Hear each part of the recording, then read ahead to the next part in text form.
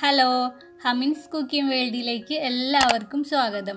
ഞാനിന്ന് വന്നിട്ടുള്ളത് നമുക്ക് വൈകുന്നേരങ്ങളിലൊക്കെ ചായയുടെ കൂടെ കഴിക്കാൻ പറ്റിയ കിടിലൻ പക്കാവടയുടെ റെസിപ്പിയുമായിട്ടാണ് കേട്ടോ. വളരെ എളുപ്പത്തിൽ ഉണ്ടാക്കിയെടുക്കാവുന്നതേ ഉള്ളൂ, കുറച്ച് ഇൻഗ്രീഡിയൻസും മതി. അപ്പോൾ വീഡിയോ എല്ലാവരും ഒന്ന് കണ്ടു നോക്കുക, എന്നിട്ട് നിങ്ങൾക്ക് ട്രൈ ചെയ്ത് നോക്കിയിട്ട് അഭിപ്രായങ്ങളൊക്കെ അറിയിക്കുക.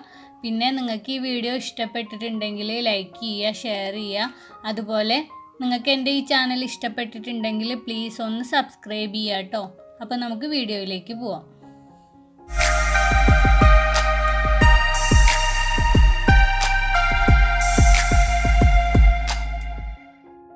അപ്പോൾ പക്കവട ഉണ്ടാക്കാനായിട്ട് ആദ്യമായിട്ട് വേണ്ടത് കുറച്ച് കറിവേപ്പില, കുറച്ച് പുതിനയില, പിന്നെ ഒരു ഇത്തിരി പെരിഞ്ജീരകം, ഒരു 4-5 അല്ലി വെളുത്തുള്ളി. ഇവയാണ് ആദ്യമായിട്ട് വേണ്ടത്. ഇതെല്ലാം കൂടെ നമുക്കൊരു മിക്സിയിലേക്ക് ഇട്ടിട്ട് ഇതിലേക്ക് ഒരു 1/4 കപ്പോളം വെള്ളം കൂടെ ഒഴിച്ചിട്ട് നല്ല പോലെ ഒന്ന് അരച്ചെടുക്കണം കേട്ടോ. ഇപ്പം ഞാനിത് നല്ല പോലെ അരച്ചെടുത്തിട്ടുണ്ട്. ഇനി ഇതിനെ നന്നായിട്ടൊന്ന് അരിച്ചെടുക്കണം കേട്ടോ, എന്നിട്ട് വേണം നമുക്ക് പക്കവട ഉണ്ടാക്കാനായിട്ട് ഉപയോഗിക്കാൻ. ഇതിപ്പോൾ ഞാൻ അരിച്ചെടുത്ത് വെച്ചതാണ് കേട്ടോ. ഇനി ഇതിനെ മാറ്റി വെക്കാം, എന്നിട്ട് നമുക്ക് പക്കവടയുടെ മാവ് റെഡിയാക്കാം. അപ്പോൾ ഇതിനായിട്ടിപ്പോൾ ഞാൻ 1 കപ്പ് കടലമാവും 1 കപ്പോളം തന്നെ അരിപ്പൊടിയും എടുത്തിട്ടുണ്ട്. കടലമാവും അരിപ്പൊടിയും ഒരേ അളവിൽ വേണം കേട്ടോ എടുക്കാൻ. എന്നിട്ട് ഇത് രണ്ടും കൂടെ ഒന്ന് നന്നായിട്ട് മിക്സ് ചെയ്തെടുക്കുക.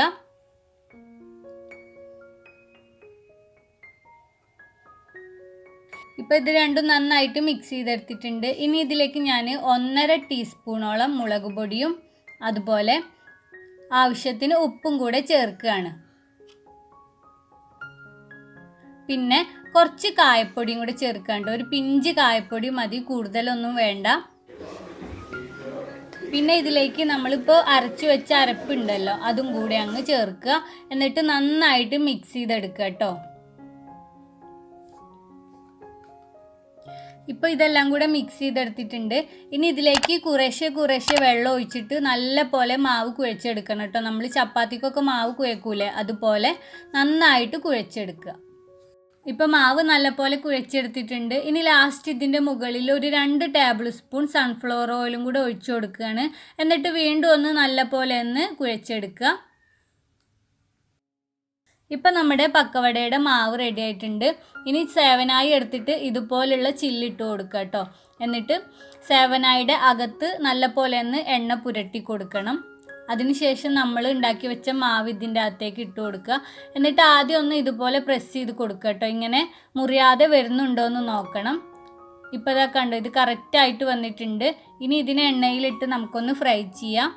ഇത് വറുക്കാനായിട്ട് ആദ്യം എണ്ണ ഒന്ന് നന്നായിട്ട് ചൂടാക്കിയിട്ട് ഒരു മീഡിയം ഫ്ലെയിമിലേക്ക് കുറച്ച് വെക്കുക.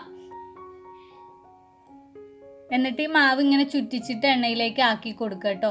എന്നിട്ട് 2 സൈഡും ക്രിസ്പി ആയിട്ട് വരുന്നത് വരെ തിരിച്ചും മറിച്ചും ഇട്ടിട്ട് അങ്ങ് വറുത്തെടുക്കുക. ഇപ്പോൾ ഇതാ കണ്ടോ, ഒരു ബാച്ച് റെഡി ആയിട്ടുണ്ട്. ഇതിനെ എണ്ണയിൽ നിന്നും കോരിയിട്ട് ബാക്കിയുള്ള മാവ് മുഴുവനും നമുക്ക് ഇതുപോലെ തന്നെ അങ്ങ് തയ്യാറാക്കിയെടുക്കാം. ഇപ്പം ഞാൻ പക്കവട ഇവിടെ വറുത്തെടുത്തിട്ടുണ്ട്. ഇനി ഈ പക്കവട വറുത്തെടുത്ത് അതേ എണ്ണയിൽ തന്നെ കുറച്ച് കറിവേപ്പിലയും കൂടെ ഒന്ന് വറുത്തെടുക്കുക കേട്ടോ. എന്നാലേ നമ്മൾ ആ കടയിൽ നിന്ന് വാങ്ങിക്കുന്ന അതേ ടേസ്റ്റിൽ പക്കവട കിട്ടുള്ളൂ. ഇങ്ങനെ വറുത്തെടുത്ത കറിവേപ്പിലയും കൂടെ പക്കവടയിലേക്ക് ചേർത്തിട്ട് നന്നായിട്ടൊന്ന് മിക്സ് ചെയ്ത് കൊടുക്കുക. അങ്ങനെ ഇപ്പോൾ നമ്മുടെ പക്കവട റെഡി ആയിട്ടുണ്ട്. നല്ല ടേസ്റ്റാണ് കേട്ടോ. നമ്മൾ കടയിൽ നിന്ന് വാങ്ങിക്കുന്ന അതുപോലെ തന്നെ കിട്ടിയിട്ടുണ്ട്. എല്ലാവരും ഒന്ന് ട്രൈ ചെയ്ത് നോക്കുക. വളരെ എളുപ്പമാണ് ഇത് ഉണ്ടാക്കിയെടുക്കാൻ, നല്ല ടേസ്റ്റുമാണ്. ഈ വീഡിയോ നിങ്ങൾക്ക് ഇഷ്ടപ്പെട്ടിട്ടുണ്ടെങ്കിൽ ലൈക്ക് ചെയ്യുക, ഷെയർ ചെയ്യുക. അതുപോലെ നിങ്ങൾക്ക് എൻ്റെ ഈ ചാനൽ ഇഷ്ടപ്പെട്ടിട്ടുണ്ടെങ്കിൽ പ്ലീസ് ഒന്ന് സബ്സ്ക്രൈബ് ചെയ്തേക്കണേ. സബ്സ്ക്രൈബ് ചെയ്താൽ മാത്രം പോരാ, തുടർന്ന് വരുന്ന ബെല്ലൈക്കണും അതിനുശേഷം വരുന്ന ഓൾ എന്ന ഓപ്ഷനും കൂടെ മറക്കാതെ പ്രസ് ചെയ്ത് വെക്കണം കേട്ടോ. അപ്പം നമുക്ക് വീണ്ടും ഒരു അടിപൊളി വീഡിയോയുമായിട്ട് കാണാം.